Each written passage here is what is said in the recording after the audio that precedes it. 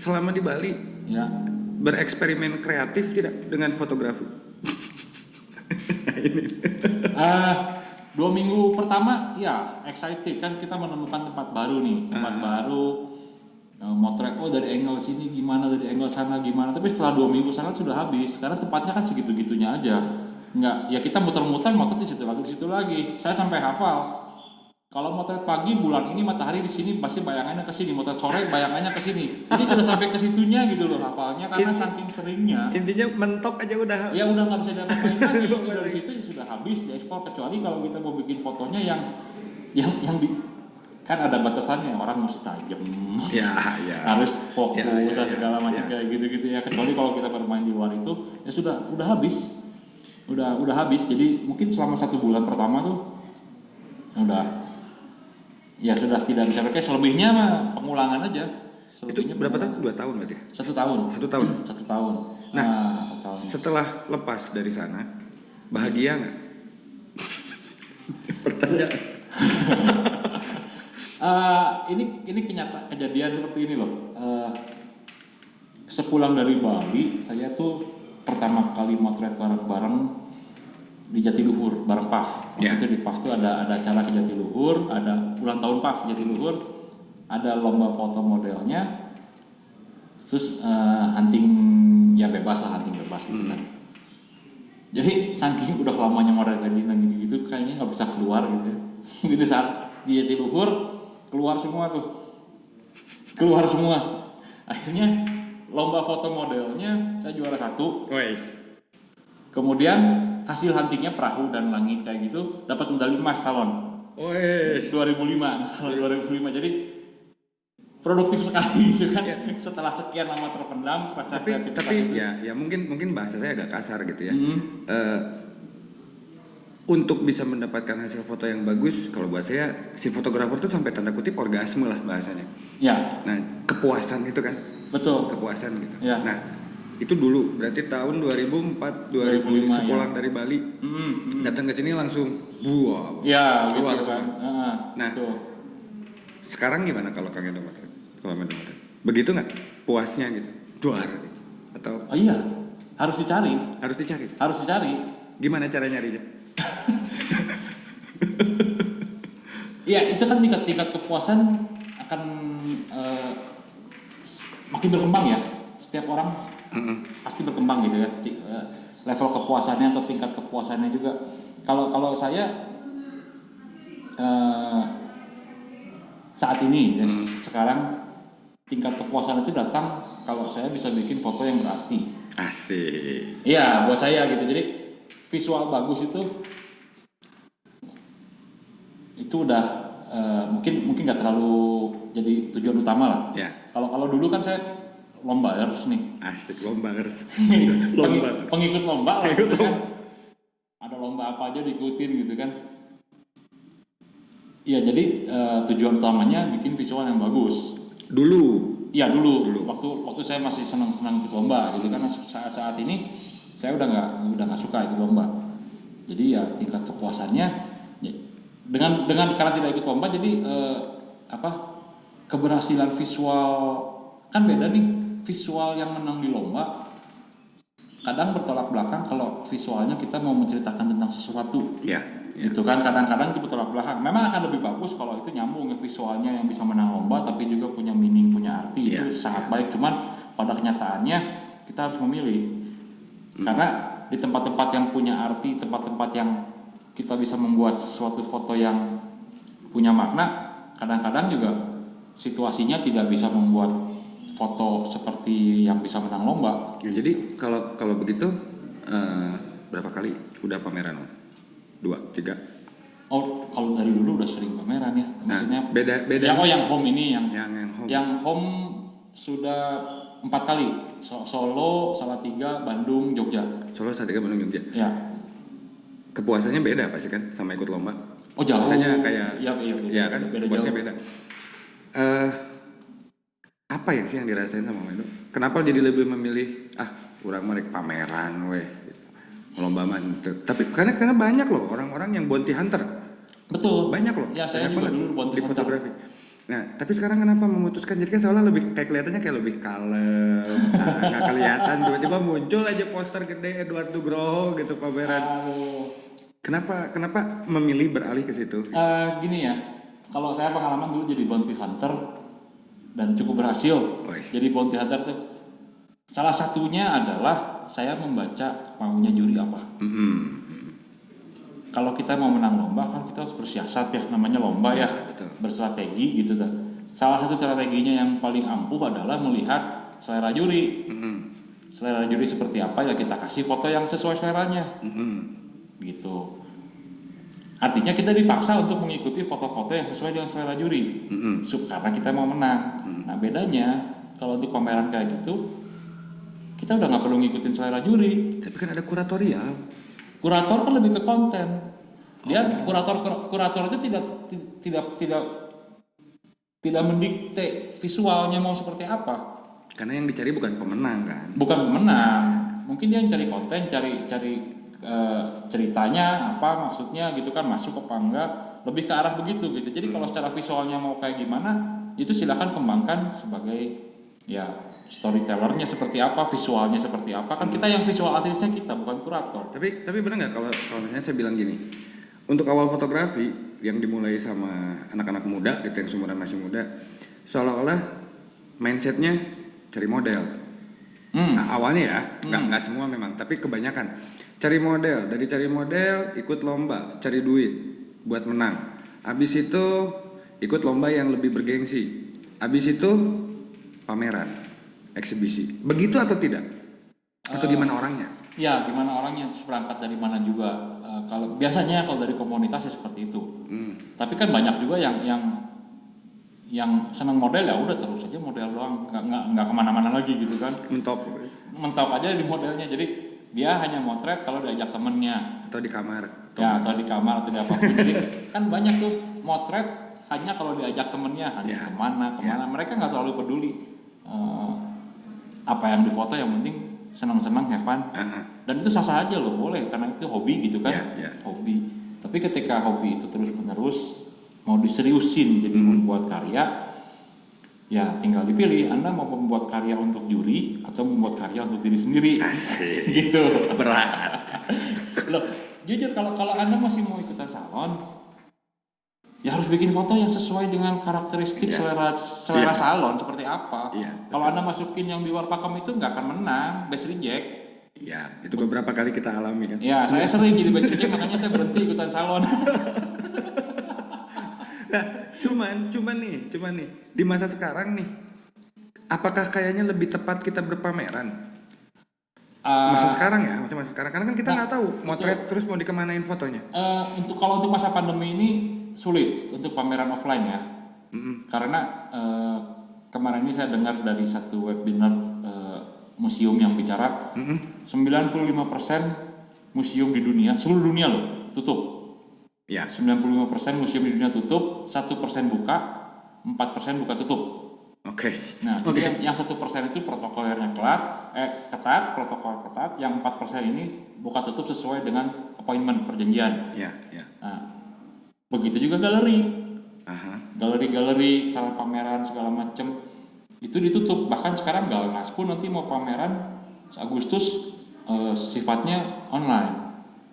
Oke. Nah, itu yang virtual itu bukan? Ya, yang virtual apa ya, saya lupa lah judulnya. Kan selama ini Galnas tutup nih. Nanti dia udah buka open call Agustus pameran, tapi virtual sifatnya. Nah, ini pun jadi pembicaraan. Sempat jadi diskusi yang menarik karena waktu itu saya pernah ikut webinar dan sebetulnya kan pameran virtual udah dari dulu kan. Ya, udah lama. Sejak dari zamannya mailing list itu udah ada tuh pameran virtual sebelum tahun 2000. Tapi ya dari dulu gitu-gitu aja. Apa bedanya sih ngelihat pameran virtual di website sama dengan ngelihat Instagram feed sama dengan ngelihat Facebook feed gitu kan? Ya foto file gitu aja kan, sama nggak ada bedanya. Jadi ternyata pengalaman melihat pameran itu yang tidak bisa tergantikan. Gitu dengan virtual. Nah, seperti apa yang nanti bentuknya ke depannya saya juga nggak tahu. Masih ingin mempertanyakan soalnya kalau boleh sedikit cerita ya. Ini saya tuh ada rencana tahun ini mau pameran. Asik. Rencana. Tunggal nih, tunggal. Iya tunggal. Kan selama ini pameran kolektif gitu kan. Pengen ngerasain sekali-kali pameran tunggal. Ada keberanian nggak sih gitu loh. Maksudnya kan sebenarnya itu mah masalah keberanian apa enggak aja gitu kan pameran tunggal tuh. Tadinya pengen tapi ya udah hubungi beberapa galeri dan sudah ada kesepakatan lah. Dengan pandemi ini galerinya juga pada tutup semua ya sudahlah. Tapi kalau memang memungkinkan kenapa tidak Om? Kalau memang ada gitu satu galeri, berarti karya udah siap dong. Lagi dibikin. Oh sedang oh ini berarti karya baru yang belum pernah dipublish? Iya karya baru, bukan karya lama. Lagi dibikin ongoing progress terus-terusan. Selama pandemi juga tetap jalan. Gokil. Nah, yang gini nih yang diam-diam tiba-tiba muncul lagi bikin gaduh aja nanti. Ya, tapi entah kapan lah. Kayaknya tahun ini susah ya untuk bikin pameran offline gitu ya. Sampai sekarang juga kan belum ada galeri yang berani buka. Iya sih karena masa protokolnya kuat segala macam. Ya entahlah. Lihat nanti saja. Tapi itu sebenarnya rencana dari awal tahun.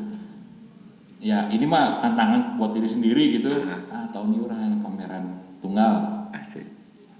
Tidak harus gede loh ya, maksudnya sekecil apapun itu bentuknya gitu kan. Karena setahu saya memang tidak ada SOP pameran fotografi harus saklek-plek ketipu. Iya, maksudnya kan tergantung situasi seperti apa. Tapi intinya saya harus mencoba ada keberanian untuk memulai itu aja sih. Rencana mau di mana? Bocoran? Boleh ngomong aja.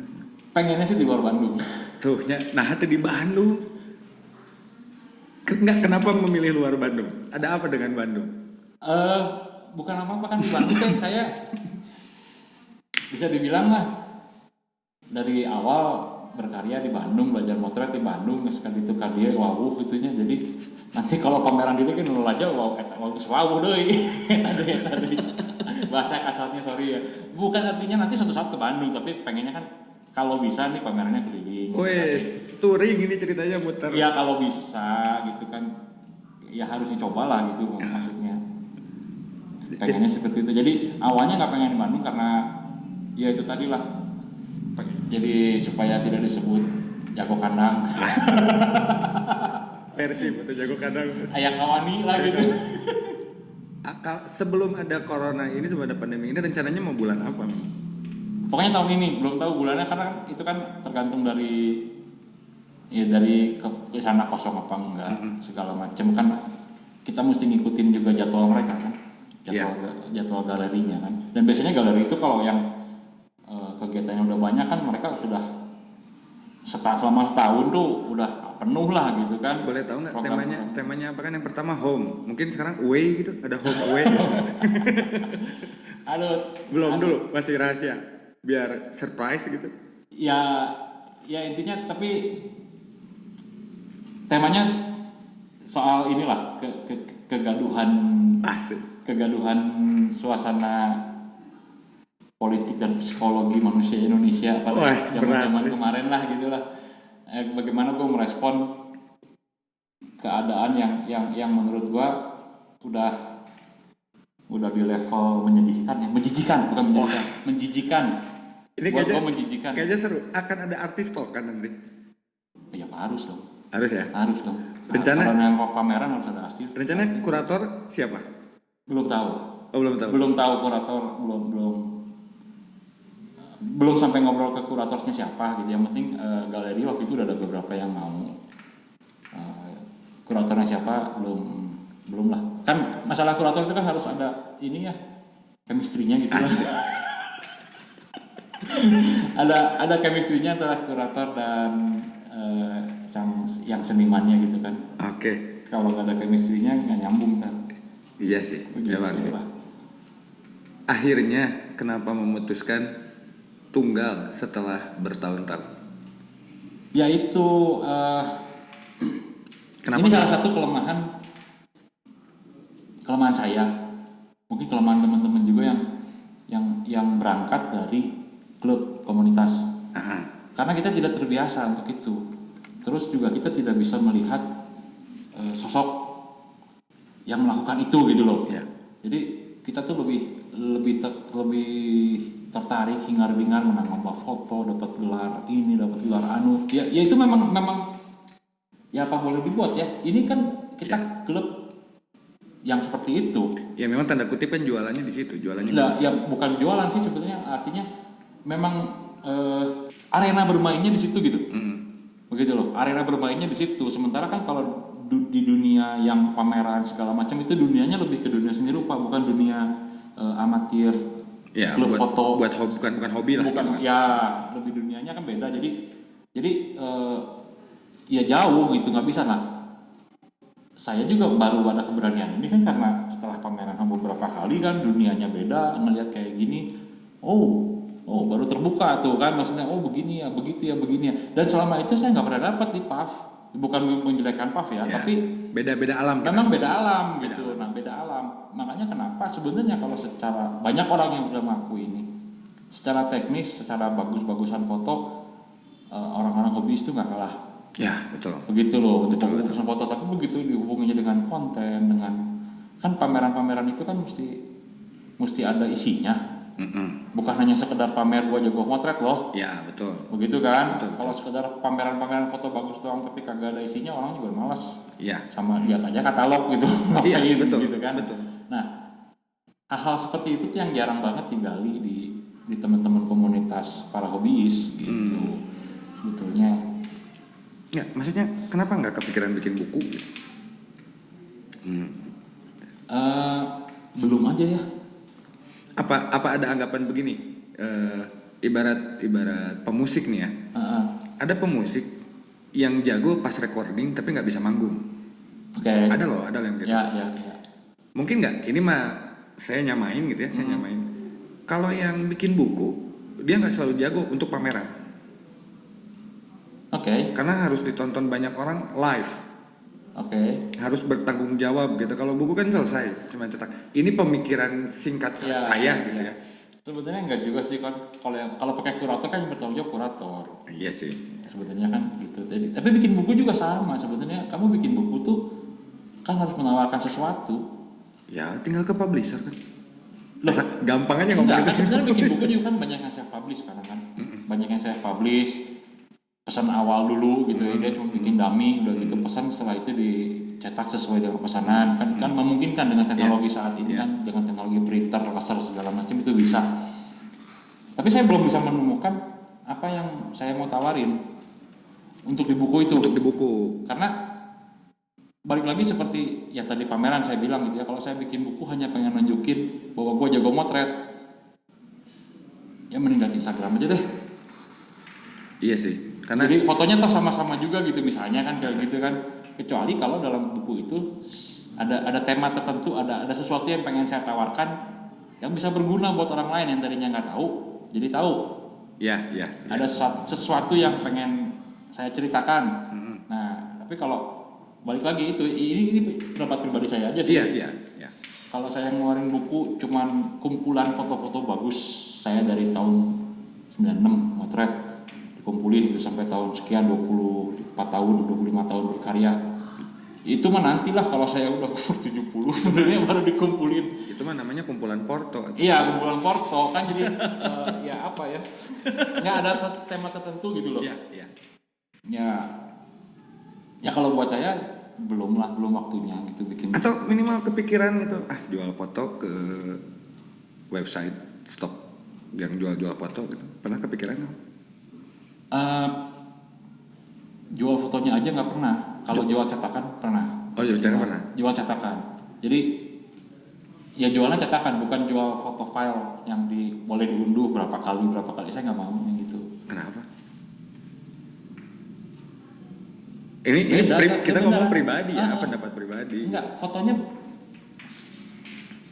foto saya nggak akan laku untuk yang dijadiin apa ya, di download 1-2 kali gitu kan, itu kan foto-foto manis ya. Asik. Kebanyakan yang laku-laku gitu, maksudnya foto-foto yang ya itu yang bisa jadiin cover buku lah atau apa ya entah apapun itu kebutuhannya, tapi kan Saya jarang motret yang gitu-gitu gitu. Kalaupun pernah ada, jarang dipublish. Ini pasti penasaran kan kayak gimana foto-foto Jawa Medo sekarang, ini pasti penasaran. Jadi Aduh, kita enggak lah. kita tunggu nanti pas pameran ya. Masih entah kapan, mungkin tahun depan, mungkin 2 tahun lagi karena masalah pandemi ini. Feeling saya tahun depan. Ya mudah-mudahan ya, mudah-mudahan lah. Tapi intinya sih karyanya lagi dikerjain terus. Iya. Ya lagi dikerjain terus. Ya mudah-mudahan lancar lah. Kita doain aja. Tapi berarti berapa tahun? lebih dari 25 tahun dong motret. Iya tahun 96 saya kenal fotografi. Dari tahun 96 terus tahun 2000 baru serius serius nggak bisa lepas dari dunia foto gitu. Oh, Tahun 2000. sama sih. Saya kenal foto 96, seriusnya 2006. Oh, iya. Telat. Nah, cuman kan zaman kita beda gitu kan sama zaman sekarang. Iya. Ada pesan-pesan nggak buat motivasi anak-anak sekarang ya terutama? Saya nggak tahu nih anak-anak sekarang kayak gimana ya, karena saya nggak banyak kenal juga. Tapi kalau dilihat dari generasi milenial itu kan generasi instan ya, generasi instan sudah gitu yang banyak infonya tuh hanya dari internet, web seperti itu ya. Mungkin ada bagusnya juga nih kan, kita kan berangkat dari film ya, terus kemudian berkomunitas di pub offline. Apa ya, banyak membantu ya berkomunitas itu ya, ngobrol kayak gini-gini Ngopi gitu ngopi kan. Sambil ngopi kan dapat ide, dapat masukan yang ya itu tadi ada nilai keintiman lah gitu. Jadi kalau saya pikir sih harus imbang antara offline dan online ya. Ngomong apa sih? Nggak ngerti. Nah, tapi intinya mah belajar dari manapun lah. Intinya mah belajar dari manapun, jangan hanya dari satu sumber gitu kan. Karena dengan semakin banyak kita melihat, semakin banyak kita mendapat masukan, memperkaya diri kita ya. Intinya memperkaya diri. Itu aja. Apa metode, ini pertanyaan terakhir sih ya, apa metode singkat dari Om Edo untuk memahami fotografi dengan sepenuh hati? Susah ya. Ini yang saya pernah baca, saya lupa siapa yang nulis. Tapi ini dari tesis seorang ini mahasiswa seni di Amerika. Intinya tulisannya dia, untuk memahami fotografi, to understand the photographic truth, truth kebenaran dalam fotografi ya, is to understand culture, religi, budaya, culture, religi, dan segala macam hal yang menyangkut paut psikologi apapun itu terhadap di manusia. Jadi memahami fotografi sama dengan memahami manusia itu sendiri. Asik. Betul. Karena kalau hanya kita mau paham fotografi secara teknis, 2 bulan juga cepat, udah bisa kok. Memahami secara teknis aja. Baca manual book selesai. Iya, baca manual book, ikutan satu kursus 2 hari, kursus kilat kan banyak nih. Banyak. 2 hari 3 hari kita udah menguasai teknis, sudah segala macam. Terus apa lagi? Kan seperti yang kita bilang di awal, fotografi tidak bisa berdiri sendiri. Iya. Dia harus bergandengan dengan keilmuan lain. Ya, betul. Gitu. Nah, jadi ya untuk memahami fotografi ya sama dengan memahami apa yang difoto, apa yang kita mau foto. Nah, ini balik lagi ke teman-teman yang saya suka bilang nih ke teman-teman nih. Kita kalau motret, mungkin ini terdengar kasar nih ya. Nggak apa-apa. Kan sejujurnya nih banyak nih dari kita nih yang jadi weekend hero gitu. Asik. Weekend hero itu artinya hunting weekend hungkul gitu. Karena Senin sampai Jumat kita ada kegiatan lain. Weekend hunting ke sana ke sini, terus pulang kita bawa foto, terus kita ceritain, ini gue punya foto bagus ini, gue punya ini, seolah-olah kita so tahu gitu di sana ada apa. Kita menceritakan ulang apa yang kita foto, padahal kita nggak tahu apa-apa yang kita foto. Kebayang nggak sih? Iya, tahu. Nah itu kan sama dengan bahasanya gini, kita baru baca satu buku terus bikin seminar. Tapi maaf, itu banyak loh. Banyak, Serius, betul. itu banyak banget yang gitu. Nah, seperti artinya kita cuma baru hunting ke sana satu kali tanpa ada riset, tanpa ada apapun, bisa kita ceritain seolah-olah kita yang paling tahu terhadap apa yang kita foto. Ya, jangan gitu-gitu ting, meren. Nah, maksud saya tuh itu loh. Jadi perilaku sok tahu kayak gitu tuh cobalah dikurangi lah gitu. Udah kelihatan tuh sama orang lain tuh gitu. Kalau gitu tidak ada satu pertanyaan lagi. Nyesal nggak sih kenal fotografi? Oh enggak. Justru nggak bisa lepas, addicted. Asik. Bahasanya teh addicted gitu Kecanduan. kan, kecanduan terhadap fotografi. Jadi walaupun udah 9 tahun saya nggak aktif di foto, mungkin 9. Terakhirnya ya itu pameran kita bareng itu loh. Oh itu tahun 2013 atau 2012 ya? ya 2013 tuh 2012 kalau nggak salah ya. 2012. Ya pameran itu udah sejak itu cuman ya ngeliat di internet apa segala macam, tapi saya nggak bener-bener aktif motret serius. Jadi aktif motret itu tahun 2018, berarti udah 6 tahun ya, 6 tahun lah berhenti motret.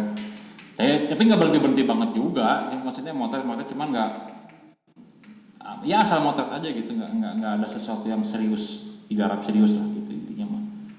Cuman berarti sudah tidak bisa lepas dari fotografi. Nggak bisa lepas. Ya kalau begitu. Oke Om Edo, karena Pas kebenarannya lepas. kayaknya nggak akan selesai ini kalau sudah ngobrol sama beliau. Ini selesai. Om Edo nuhun pisan. Sama-sama. Sudah kita ngobrol mungkin nanti Gantian, saya yang nanya, kita jawab. ini kita jadi bikin sampai 2 part ini. Kita bikin 2 part. Intinya dari obrolan kita dari tadi, saya cuma ngambil ada beberapa kesimpulan yang saya ambil. Kalau fotografi itu nggak bisa berdiri sendiri. Fotografi itu perlu kita memahami keilmuan yang lain. Banyak, ada psikologi, ada macam-macam, banyak untuk mendukung kita supaya kita bisa tetap membumi sebagai seorang fotografer. Intinya fotografi itu memang harus dipikirin, tapi pada dasarnya fotografi itu munculnya dari hati. Jadi jangan pernah menyesal mengenal fotografi, berbanggalah mengenal fotografi, karena hanya fotografi satu-satunya media penyampai pesan di dunia ini yang mampu menghentikan waktu. Terima kasih Om Edo. Kita dadah. Siap. Cus dulu.